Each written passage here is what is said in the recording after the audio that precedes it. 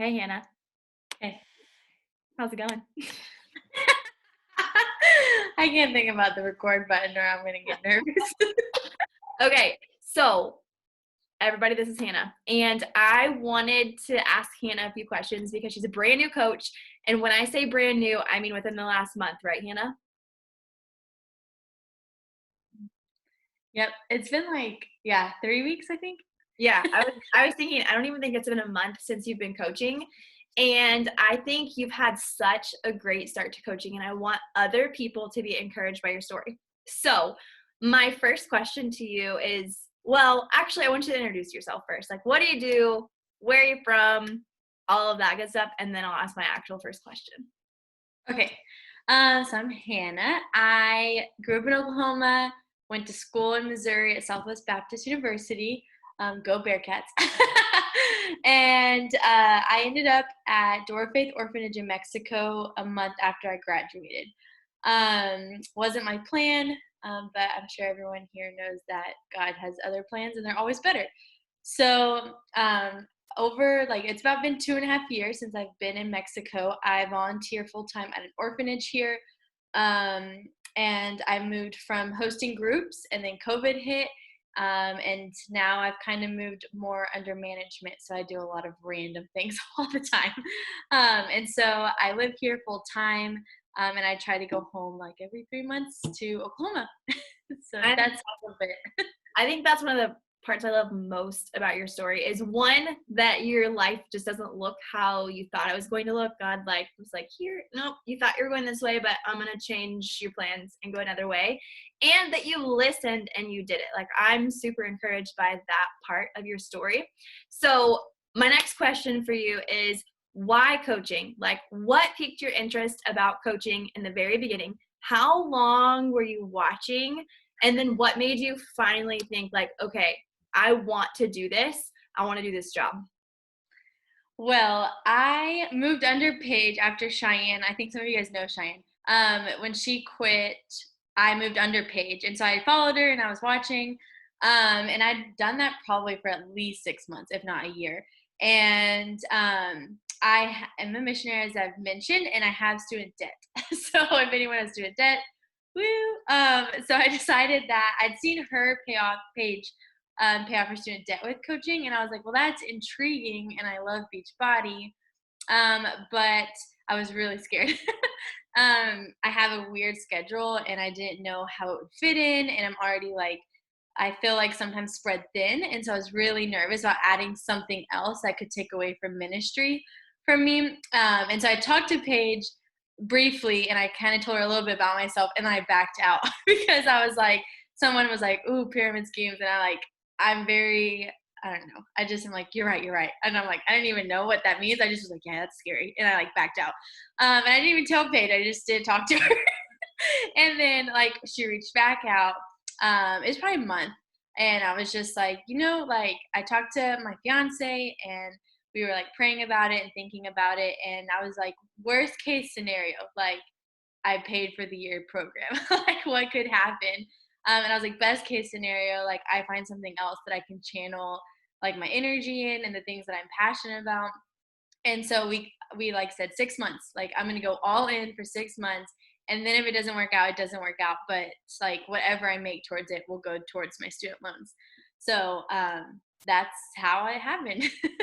I love that. And it shows me the power of sharing our stories because our stories are so similar from the fact that we both went to SVU. We came out with a crap ton of debt and we needed a way to pay it off. And even the 6 months, like I remember talking to Ethan before I started and we also decided you have 6 months. And if you don't make any money, you have to quit. And I'm happy to report for Hannah, she's already making money. So that takes me into my next question for you, Hannah, is what do you think has attributed most to your success in your first month as a coach? Because for everybody that's watching, you're all coaches. She hit Success Club 10 in her first 2 weeks, which is a really big deal. Hannah doesn't even know that yet, but it's a big deal. And then this month, I already know she's sent out cards and she's going to hit Success Club again. And we know that's rare. So what has been the thing that you're like, this is why I've been successful? um, I think I don't know. I'm really big on being genuine and personal. And so like I've just reached out to people who I genuinely think will love what we're doing. Like the programs, people who I either had worked out with in high school or college or have similar I don't know, like we enjoy the same things. And so I first started there and just told them what was going on, why I'm doing it, and if they wanted to be involved with me. And that helped a lot. And then after that, this month, I honestly think it's God. I told Paige, I was like, I wasn't, I think just sharing and sharing and sharing and talking. And like, I know people will miss some post and it just takes one post, honestly, of them really listening. And so I think just continuing to be like, okay, this is what a workout looks like. This is why I enjoy this workout. This is what I struggle with. This is like just sharing so much. Um, I think it boils down to that, which was one of my biggest fears with Paige. I told her I don't love social media. She looked at my account and she's like, "You don't have anybody posting." And I said, "I know, I don't love social media." Um, but I also have now seen how God can use it to like share really cool things. Especially a lot of people don't get to interact with me because I live in Mexico, and so they're getting to see more of my life now than they've had since I've moved here, which has been really cool, I think. That is really, really cool. And you're so natural at social media. I think that's the thing. I remember you saying that, and I remember thinking, okay, she's probably going to need a lot of help. And immediately you start like talking on social media, making videos, doing things that, let's be honest, some of them have been messy, right? Like you've messaged me, you're that was so embarrassing. I was so awkward. I'm like, no, like the best thing you can do is take action and move forward. And we're just going to make it better each and every month when you do it. And that's from my standpoint, I'm like the fact that you take action without overthinking and you just do it and you do it with passion and joy. I really think that's a huge reason why you've been successful. So from what you just said, I have another question. You were talking about how you just reached out to the people that you have similar interests with that you thought would enjoy what you're doing. What did that look like? Was it a phone call? Was it a text? What was it?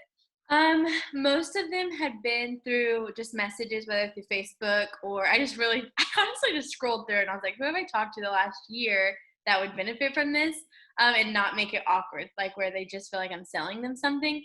And then there has been some phone calls, not a lot, but like people who I would normally just catch up with. And then they ask me like, what have I been up to? Or they see I've joined Beachbody. What does that look like? And then that's like an opportunity to share.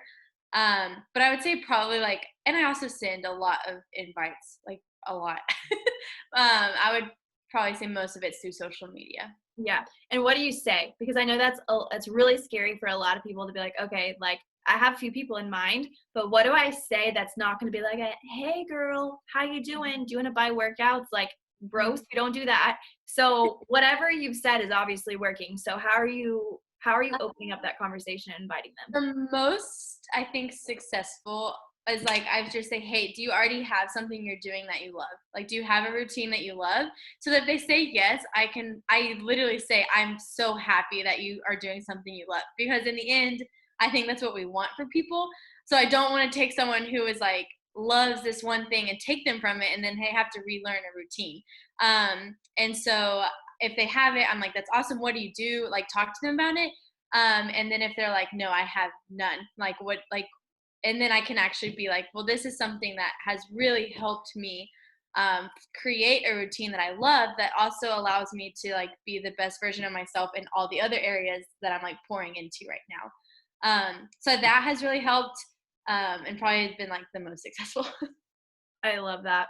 It's so natural and so normal and so conversational and not salesy. And that's why it's working really well. Okay. I have two more questions. I'm trying to figure out which one I want to ask first. Okay. For those people who are sitting here and who are watching and listening, and they're like, I want to help people, but I feel stuck right now. What would be your advice that you'd give them as somebody brand new who's come out and seen success? What advice would you give them? I think the main thing is remember why you started. Because I've literally told Paige, I've questioned this like at least well, now less. But the first like week, it was like 700 times a day. I was like, I need to quit. I need to quit. Like, this is scary. Like, I don't like it. And I always had to remember, why did I sign up? Like, why did I choose to do this? And I'm assuming a lot of you guys have something you're passionate about that you're wanting to share, and a lot of it has to do with Jesus.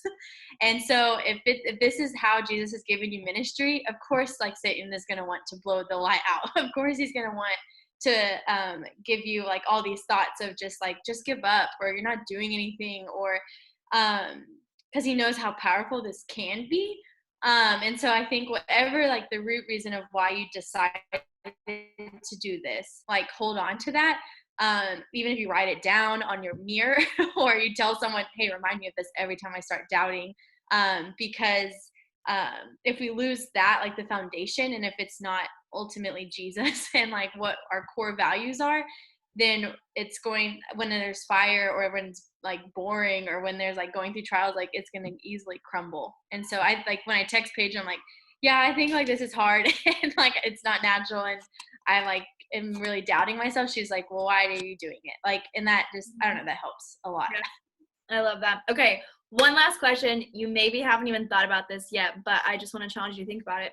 If you could dream big, what would your coaching business look like this time next year? I just got chills. Why did I just get chills? But I'm thinking about like the path that you're going down already. How many women, whatever, I'll let you answer. I'm not going to answer for you, but a year from now, if you could dream, what would your coaching business look like? Well, as far as like Beachbody terms, I have no idea because I'm so new. Like, I don't know what, but I think like for me in a year from now, I would have had liked to have a very strong team of other women who are empowering other women. Like, I don't know, like I think a year from now, once I understand everything and I feel confident and I feel ready to start adding coaches, like I would want them to have the same morals as I do, that are also pouring into other women. So I can pour into them, they pour into theirs, and it's just like this beautiful ripple effect. So that's like, and that maybe my like student debt will be halfway paid off. I love that. That's like, that literally I got chills thinking about that. So Hannah, thank you so much. Can you tell them your Instagram handle for the people who watch it and want to follow you? Yeah, I'm pretty sure it's free dot y dot fit. The Y stands for and. So you guys don't think I'm crazy. That's Spanish if you don't know. free.y.fit. Yeah. I didn't hear it right. So thank you so much for sharing with us. You're going to inspire so many people, and I can't wait to see where you go from here. Thank you guys.